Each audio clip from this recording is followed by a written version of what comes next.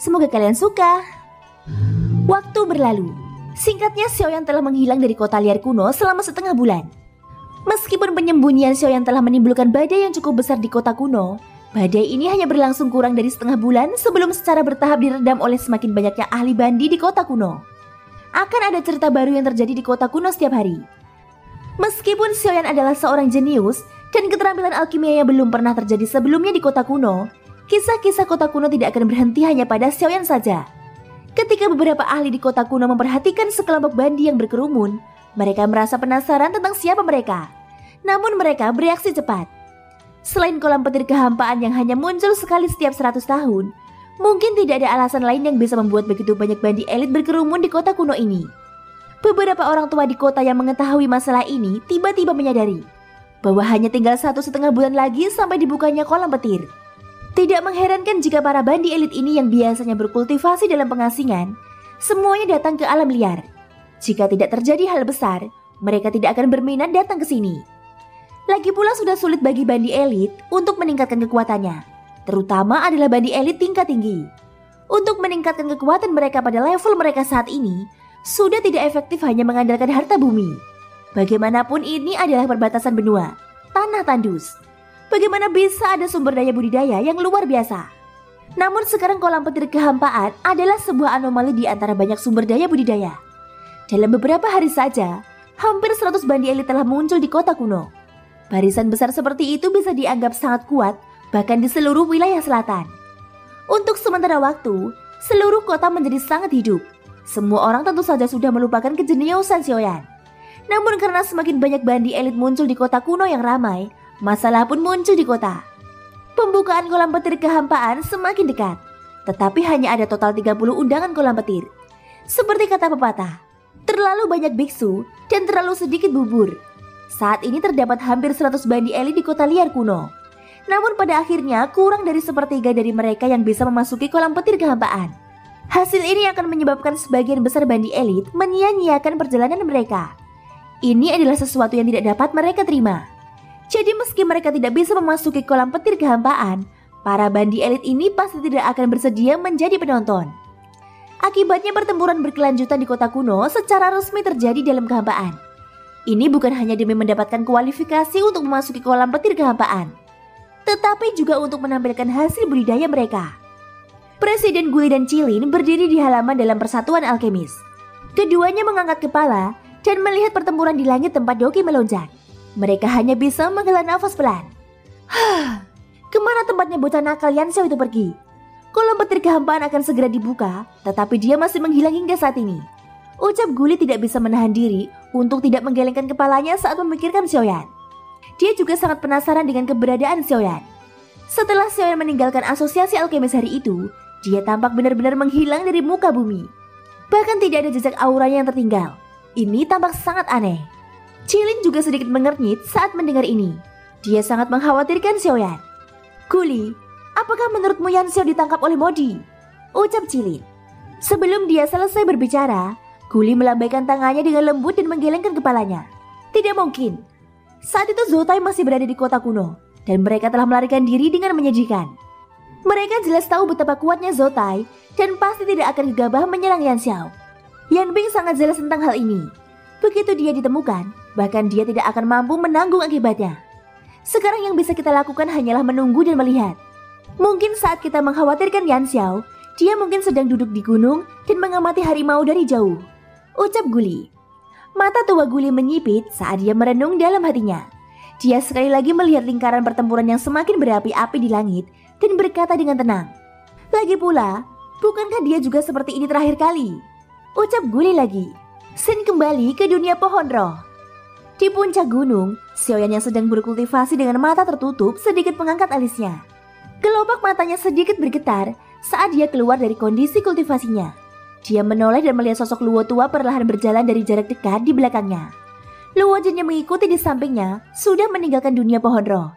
Xiaoyan dengan cepat berdiri dan membungkuk hormat ketika dia melihat orang yang telah datang.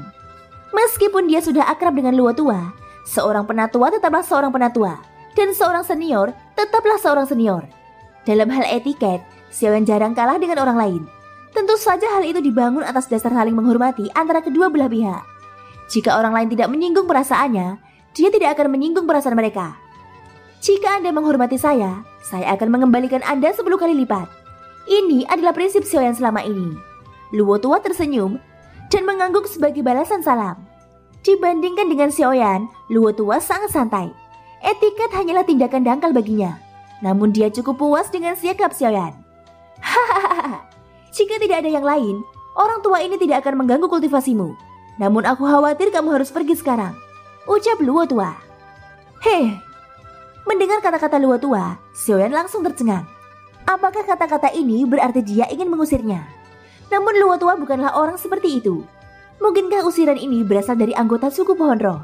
Xiaoyan mengerutkan kening dan tidak tahu harus berpikir apa. Hahaha, jangan terlalu banyak berpikir. Suku roh bukanlah suku yang tidak tahu berterima kasih. Alasan kenapa aku ingin kamu pergi adalah karena ada yang datang mencarimu, ucap Luo tua. Setelah mendengar ini, Xiaoyan mengangkat alisnya dan sedikit terkejut. Mencari dia? Di dunia luar, Xiaoyan tidak pernah mengatakan kepada siapapun bahwa dia telah datang ke dunia suku roh. Bagaimana orang bisa tahu kalau dia ada di sini? Namun dilihat dari senyuman di wajah Luo tua, orang yang mencarinya seharusnya tidak mencari masalah. Kalau begitu dia mungkin bertanya padanya bagaimana dia tahu bahwa dia ada di sini. Seperti sebelumnya, Luo tua membuka lorong spasial dan mengirim Xiaoyan pergi. Di dalam pavilion kecil, riak energi melingkar perlahan muncul. Saat berikutnya seorang pemuda halus dan tampan mengenakan jubah hitam perlahan berjalan keluar darinya. Dan sosok ini tidak lain adalah Xiaoyan. Namun tanpa Xiaoyan sadari, seorang parubaya sedang mondar-mandir di depan pintu masuk halaman kecil ini. Dia ragu apakah dia harus masuk atau tidak. Semua orang di kota liar kuno tahu bahwa halaman kecil ini adalah kediaman ahli bernama Luo tua. Hari ini dia datang ke sini untuk memastikan tebakan di hatinya. Pada saat ini seseorang yang tidak dikenal telah menyebarkan berita bahwa selain Yan Xiao yang telah menghilang, sebenarnya ada bandi elit bintang 3 di kota kuno yang memiliki undangan kolam petir kehampaan. Ketika berita ini menyebar, para bandi elit di kota kuno langsung menjadi gila. Mata berdarah mereka yang dipenuhi dengan keserakahan memindai setiap bandi elit bintang 3. Seolah-olah mereka ingin melihat menembus tulang mereka. Secara kebetulan, saat semua orang sedang mencari bandi bintang 3 itu, berita yang datang dari tempat yang tidak diketahui sekali lagi menyebar dengan liar. Beritanya langsung mengungkapkan nama dari bandi bintang 3 yang membawa undangan kolam petir itu, Qin Zong. Sejak saat itu, Qin Zong langsung menjadi sasaran kritik publik. Pandangan semua orang langsung terfokus pada Qin Zong yang akrab dengan Xiaoyan. Dan pria parubaya yang berdiri di depan halaman kecil ini tak lain adalah Qin Zong. Undangan kolam petir kehampaan seperti kentang panas. Siapapun yang mendapatkannya akan menjadi incaran semua orang. Selain bandi elit tingkat tinggi, satu-satunya orang di kota kuno yang diketahui semua orang adalah Qin Zong yang memiliki undangan kolam petir kehampaan. Oleh karena itu dalam beberapa hari terakhir, seluruh kota kuno menjadi gempar karena Qin Zong. Semua bandi elit di bawah bintang 7 dengan panik mencari Qin Zong. Jika Qin Zong tidak mengetahui batas kemampuannya dan tahu bahwa sulit baginya untuk melindungi undangan kolam petir dengan kekuatannya saat ini, dia pasti sudah menyembunyikan dirinya jauh-jauh hari sebelum berita itu menyebar. Kalau tidak, dia tidak akan memiliki kesempatan untuk tampil di sini. Berdiri di luar pintu masuk, Qin Zong dipenuhi keraguan. Ada harapan dan kekhawatiran di hatinya. Matanya Qin Zong tidak mengetahui bahwa Xiaoyan berada di tempat Luo tua. Kali ini dia hanya mencoba peruntungannya. Dia berharap bisa menemukan Xiaoyan. Tapi dia tidak ingin Xiaoyan menjadi pelindungnya. Sebelum ini, Qin Zong diam-diam pergi ke Persatuan Alkemis. Dia kini menjadi sasaran kritik publik. Semua orang ingin mendapatkan undangan kolam petir darinya. Tentu saja mereka harus berhati-hati. Bahkan para tetua dari Asosiasi Alkemis harus waspada. Setelah melihat Guli dan Cilin, keduanya secara alami mengetahui tentang hubungan antara Qin Zong dan Xiaoyan. Oleh karena itu keduanya memberikan jawaban jujur mengenai keberadaan Xiaoyan. Meski jawabannya tidak memuaskan, Qin Zong tahu bahwa mereka tidak akan berbohong padanya. Setelah meninggalkan Asosiasi Alkemis, hal pertama yang dipikirkan Qin Zong secara alami adalah apa yang dipikirkan kebanyakan orang. Xiaoyan pasti berada di pavilion awan tersembunyi. Bagaimanapun juga semua orang di kota kuno melihat bahwa Penatua Swan membela Xiaoyan atas nama pavilion awan tersembunyi hari itu. Namun setelah dipikir-pikir, pavilion awan tersembunyi sibuk dengan bisnis sepanjang hari dan tidak ada kekurangan ahli bandi elit. Jika dia masuk, bukankah dia akan masuk ke dalam jebakan? Meskipun pavilion awan tersembunyi memiliki aturan ketat dan melarang keras pertempuran di dalamnya, bahkan jika keberadaannya terungkap, itu akan menjadi pukulan telak bagi Qin Zong. Dia tidak bisa berada di persekutuan alkemis lama-lama. Dia juga tidak bisa memasuki pavilion awan tersembunyi. Dia juga tidak bisa meninggalkan kota kuno. Oleh karena itu satu-satunya tempat yang bisa dia kunjungi adalah halaman yang sepi dan bobrok ini. Ini adalah satu-satunya tempat di kota yang memiliki kontak dengan Xiaoyan yang tidak terfikirkan atau berani dicari oleh orang biasa. Di luar pintu masuk, Qinzong memandang di halaman kecil di depannya dengan gugup. Sejak Qinzong tiba, dia telah berdiri di depan pintu masuk selama hampir 2 jam. Tak perlu dikatakan lagi, dia sangat gugup. Saat ini bahkan pernafasan normalnya menjadi cepat dan ada bekas keringat dingin di dahinya. Di halaman, Xiaoyan keluar dari dunia pohon roh. Kekuatan jiwa yang sangat besar memungkinkan dia untuk segera mendeteksi orang yang berdiri di luar pintu masuk. Hah, aku tidak menyangka bahwa orang yang mencariku adalah dia. Ucap Xiaoyan bergumam pelan dan menggelengkan kepalanya sambil tersenyum. Xiaoyan mengangkat kakinya dan berjalan menuju halaman luar. Pintu kayu antara halaman luar dan halaman dalam ditutup. Oleh karena itu Qinzong tidak dapat melihat Xiaoyan. Terlebih lagi halaman kecil ini diselimuti oleh aura luo tua. Bahkan lebih mustahil untuk menyelidikinya.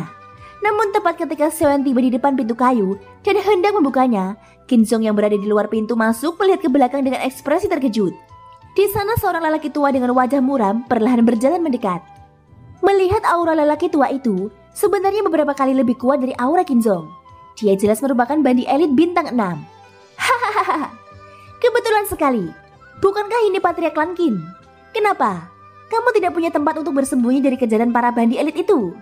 Jadi kamu datang ke sini untuk mencari perlindungan dari Luo Tua. Oh, benar.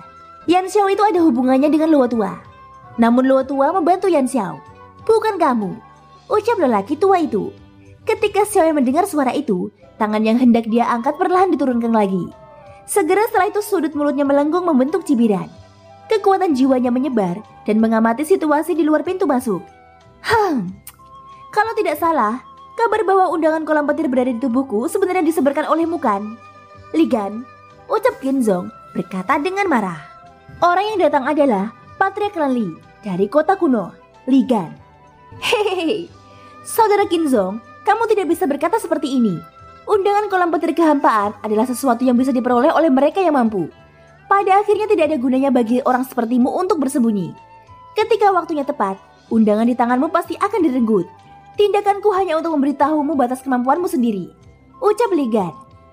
Li Gan tidak menyangkal teguran keras Qinzong. Langkah kakinya tidak berhenti saat dia berbicara dan berjalan langsung menuju Qinzong. Kamu sebenarnya sudah mengira aku akan datang ke sini, ucap Qinzong. Wajah Qinzong menunjukkan ekspresi hati-hati saat dia berbicara dengan marah.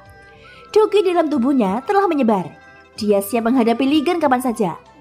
Hehehe. Lagi pula satu-satunya orang yang bisa kamu andalkan di kota kuno ini adalah Yan Xiao. Kamu bersedia mempertaruhkan nyawamu demi dia. Dia secara alami akan mengingat kebaikan ini di dalam hatinya.